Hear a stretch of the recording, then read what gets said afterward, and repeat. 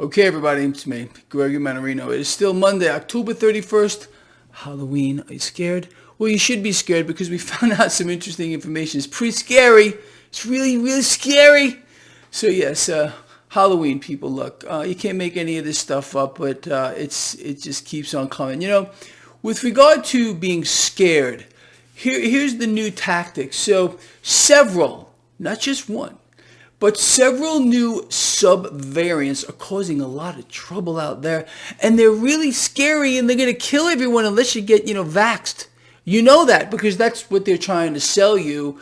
It's pretty much everywhere. Look, when they get a tactic that seems to work, they kind of go with it. So that's it seems is where they're going, at least right now, trying to create more fear, uncertainty, whatever they got to do to keep people in some kind of, a state of whatever the freak they want to keep them in. You all know that it's not going to stop. Well, imagine my shock. A whole bunch, not just one, a whole bunch of subvariants, and I'm very scared. You want to see how scared I am? Let me show you. I'm really scared. Terrified.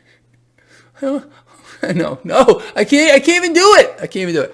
All right, look, but there are a couple of things that are really, really scary. Before we even throw an eyeball over here at the stock market. Now, this is what I want you to focus on. Number one, let's talk about something that's actually frightening. I'm talking about Bidenstein, as in Frankenstein.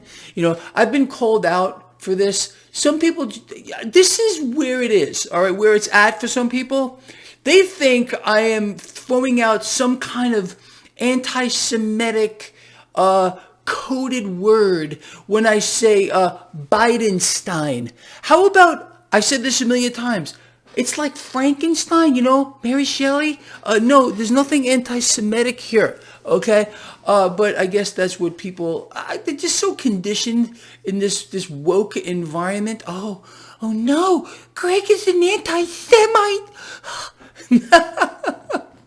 Make it up. I also call him Mummy Man. Let's see, what can you make up about that? So Bidenstein, Franken Mummy, whatever it is, he wants you to know this, and this is what he came out today. The economy and consumers are strong. Now, this is what he's talking about. People continue. This is a phenomenon that you and I knew would not end and would get even worse. Let's talk about this. So President Mummy Man, Bidenstein, Franken Mummy, whatever he is to you, okay? Whatever you want, category you want to put him in. He's saying that consumers are strong because they continue to bury themselves in debt. So year over year, consumer debt has risen 8.1% year over year. Now, that's not even the worst of it. So what's going on here? As the rate of inflation continues to rise, in order to cope, people continue to borrow. All right, this is a phenomenon that if you want to go back and look at every single time we've had inflation rising at an uncontrolled pace, never like this before here in the United States, okay, the same phenomenon occurs. People borrow, and that could not possibly make the banks happier. So Bidenstein wants you to believe that because people are burying themselves in more debt just to make ends meet here, because they can't keep up with inflation, or at least they're trying to keep their head above water, that proves, according to the brain dead out there, brain dead mummy, whatever he is here, that proves that consumers are strong because they continue to borrow. Make it up. Now, it gets worse than that. Year over year, personal savings are down almost 60%. We're already in the negative. So the scenario that Mummy Man wants you to believe is consumers are strong because they continue to borrow. That proves they're strong. But you see, if you notice what he omitted is they can't save a single solitary dime. It's interesting the way a politician, any one of them, they kind of twist the information. They have you look here. There's a classic example of that. Look here. Don't look here. But even if you look here, where President Bidenstein wants you to look, they're borrowing. They're borrowing, so they're doing fantastic. Really, honestly, in my opinion, if people are already maxed out beyond their freaking eyeballs here, and they continue to borrow, a phenomenon you know is going to continue, you think this is going to stop? No. People are in such dire shape right now. The average person here, they can't survive here. Credit card debt, personal debt, household debt continues to balloon. But according to some out here, that's a sign of strength. That's a sign that consumer is doing really well. I'll tell you what's a real sign that consumers are doing well, and that's savings, okay? And savings are in the negative, and year over year we're down almost 60%. 59.3. Okay, let's just make it 60, all right? That's pretty epic. So people can't save anything. They're borrowing beyond their eyeballs. But there are some out here, Mommy Man is one of them. And it's going to be all these freaks over there. They're all going to tell you. In fact, I would be willing to bet this Wednesday, we're going to hear from the Federal Reserve.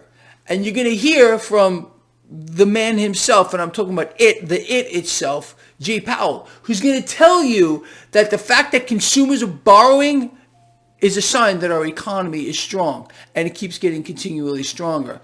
No, nothing could possibly be further from the truth here. And it's, look, the mechanism is very, very simple. People are being destroyed. They're being destroyed on multiple fronts. Our country is bankrupt. Developed nations around the world are in debt beyond, and then on top of that, beyond. Okay, so I think we all know that this is a mechanism here to create a slave planet, slave individuals. And think about this, really. Every developed nation on this planet right now is a slave to its central bank. Honestly, and look, first of all, this debt is never meant to be paid back. It's only meant to be expanded on. There are a lot of people, and believe me, I read the comments, the debt can never be paid back. It's never meant to be paid back. It's meant to be expanded on more and more and more, and this mechanism is not going to stop. I want to read something to you in just a bit, but let me finish covering this. So we covered the new variants. How many? Are you surprised? Can I see your shocked face? Because I can't do one anymore. Let me try. Shocked! Oh no, I'm so afraid, scared. I can't do it anymore. I'm losing that ability. But consumer debt surging at a record pace, and savings is just, it's just gone. We covered that already. We covered Bidenstein. We covered that already. Now, I wrote a piece earlier, right here, and I want you to have a copy of this. I just sent this out a little while ago in my free newsletter. It's really free, people. So if you don't subscribe to my free newsletter, I don't know why you haven't just yet. There is a link in the description of this video to my newsletter. Now, before I read this to you, I want to talk about what the Fed's doing here. So currently, the Federal Reserve, the benchmark rate for the Federal Reserve is around 3.5%. Now, there's a lot of talk about no one really knows, except for maybe, I don't know, Fed yellow stain Powell out there, or maybe Oink Man, the Fed whisperer, maybe he knows, I don't know, what the benchmark the terminal rate is going to be. Is it going to be 4.5%, 5%, more than 5%? The general consensus here is the Fed's going to, hike rates here until they hit a benchmark rate of around 5%. I'm not really convinced of that. I think we're going to see a few things occur before that, and I want to read this to you just real quick. Anyway, you know what? Before I read that to you, let's just touch on the market. 10-year yield a little higher, 4.07. Dollar stronger today. Stocks under pressure. Not much, a little bit. Holding pattern, waiting to see what happens on Wednesday, what comes out of its mouth. All right. Like I said yesterday, I'm going to go out on a limb here. I think the market's probably going to rally after whatever comes out of its mouth, because it's going to be I'm expecting the narrative to change. I'm expecting the Federal Reserve to tell you, because, okay, they tell you what to think, not you and me, but they tell everybody what to think, that inflation is getting better, our economy is moving forward at a moderate pace. That's what they're going to say, and that's what they always say. Oh, we're going to use our tools. You know what tools I'm talking about? Yeah, they have one tool, and I'm going to cover that tool here. But let me read this to you so we could, get a perspective on this. So, as you may know, I'm expecting the Federal Reserve to pivot. All right. And, look, this was leaked out already. Nick the Pig, Oink Man, and Mary Dolly. And the Fed is going to pivot, but it's not going to change a damn thing with regard to fulfilling their end game and what their eventual goals are. I mean, to be the lenders and buyers of last resort, to continue to inflate the money supply. But just pay a little of attention to this. So expect the Fed to pivot by this guy sitting right here. All right. So in life, there are a few certainties. Among these certainties are death, taxes, and of course, central banks. I added the of course in there, but central banks. All right. I personally believe that most of us would like to see central banking go extinct. No one more than I, but maybe you too. I don't know. All right. So, yes, indeed, we like to see central banks go extinct. But the fact of the matter is, today, you know this already, central banks are the most powerful organizations and institutions on the planet. Moreover, world central banks' power continues to increase exponentially in direct proportion to ever-expanding global debt. You know this. All right. As most of you who follow my work are already aware, a central bank's power resides only in one thing, and that is the ability to issue debt and therefore inflate. Every manner of anything you could possibly think of, you heard me say this before, and things you can't even dream of will be used, in all caps, to allow central banks to inflate. Central banks, listen to this part here, please. Central banks have every single, okay, world leader in their back pocket, turning them into puppets to assist them, the central banks, in implementing their grand plan to inflate and issue more debt. Things like warp speed vaccines, wars, expanding wars, congressional acts, policies, etc. are all tactics used upon an unsuspecting public which allow central banks to gain power. It is central banks which run and mismanage, okay, in brackets, manage the global economy and the entire financial system, not politicians.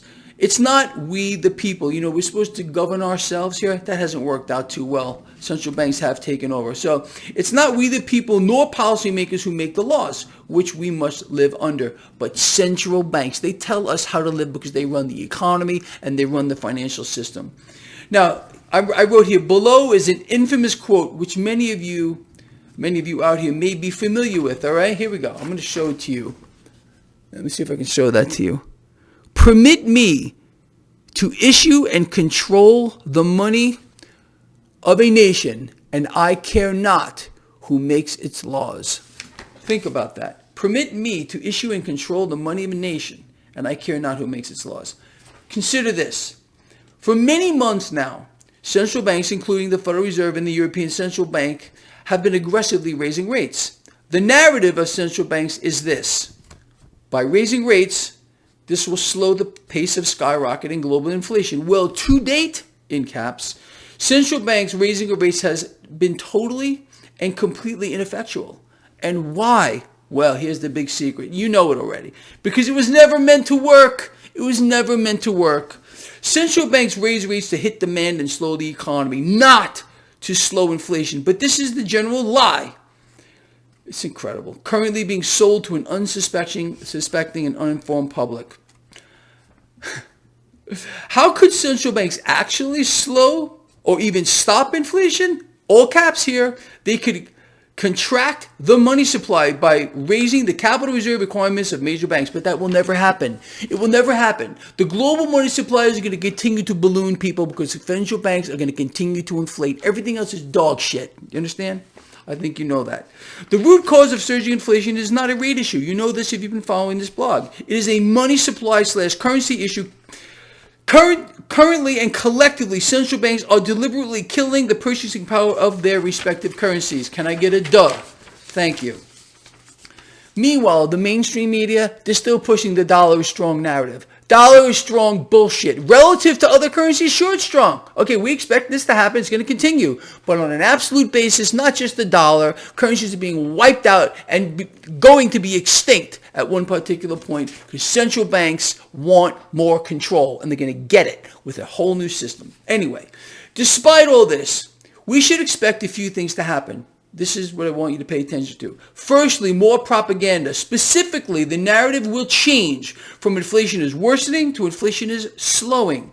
This will be followed up by central banks, and I believe the Fed will be first here, which will so-called pivot from its an aggressive rate-raising stance to a less aggressive stance. Less aggressive. They're not going to stop, okay? And then they're going to pause at one point. Now, understand, any so-called pivot will do nothing to prevent the root cause of global inflation from abating. The global money supply will continue to grow.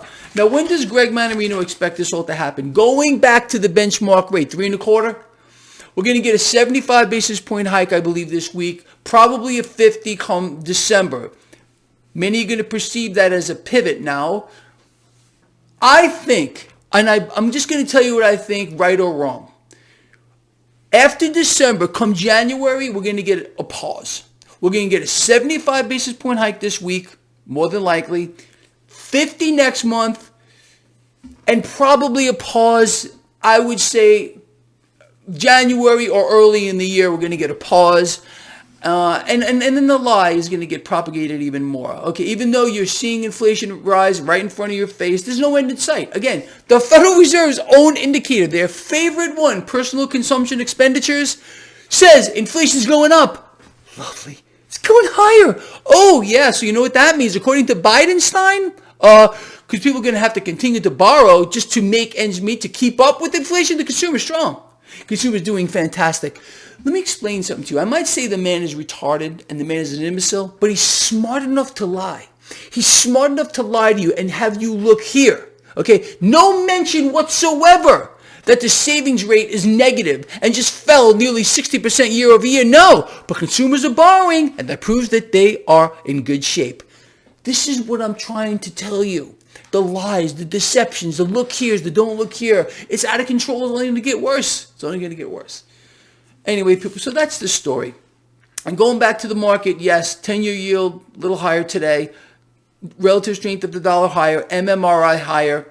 Crude oil under pressure. Gold and silver under pressure. Cryptocurrencies fell a little bit. Bitcoin still over 20,000. All right, that's where we stand with everything else. It's lovely and it's beautiful. But the real issue here is liquidity in the debt market.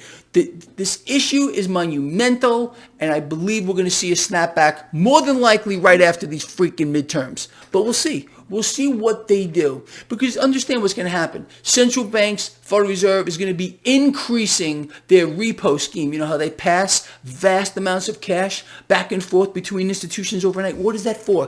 What's the real reason behind it? They're faking liquidity in an illiquid system.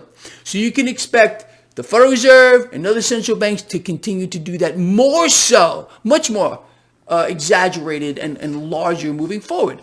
It's a game. All this is a game, and it's not going to stop the inevitable meltdown of the debt market because that's their end game. The end game is to cause a meltdown in the debt market, wipe out the stock markets. Cash is just going to move into commodities, and yes, I believe cryptocurrencies as well.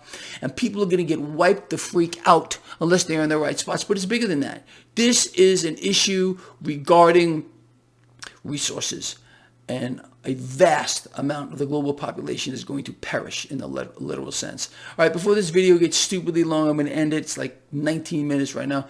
Look, this guy here loves you a lot. Please comment. Please share the video. Get you a copy of this. Subscribe to my free newsletter. It's in your mailbox right now if you are a subscriber. This guy, again, loves you. Share the video. See you in the morning.